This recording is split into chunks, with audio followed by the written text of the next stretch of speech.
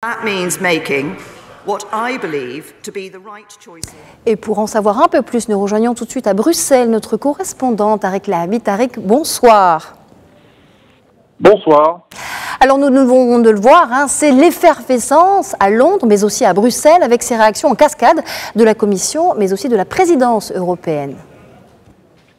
Tout à fait, c'est un accord équilibré selon Michel Barnier, le chef de file des négociateurs de la Commission européenne, qui a d'ailleurs remis ce matin à Donald Tusk, le président du Conseil, l'accord technique conclu entre les deux parties.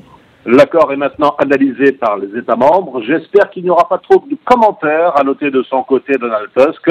Je suis extrêmement triste de vous voir partir, a-t-il déclaré à l'adresse des Britanniques, mais je ferai en sorte que cet adieu soit le moins difficile possible pour vous et pour nous, ajoutant qu'il ne partageait pas l'enthousiasme du Brexit, car c'est une situation perdant-perdant, et l'on se bornera donc à limiter les dégâts. En tout état de cause, selon lui, si tout se passe bien, le prochain sommet prévu le 25 novembre prochain devrait finaliser et formaliser cet accord.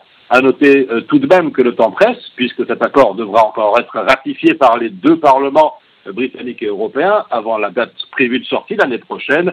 Et d'après les observateurs ici à Bruxelles, il est encore hasardeux de prédire que l'essentiel est fait, car si le projet d'accord n'est pas voté au Parlement britannique, il sera bien évidemment caduc.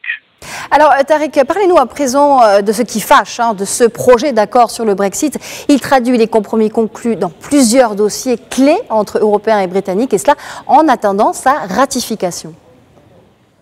Alors, il y a tout d'abord plusieurs parties. La première concernant directement les citoyens de l'Union et les citoyens britanniques. Elle a déjà été acquise il y a à peu près maintenant un an. La deuxième partie est très technique.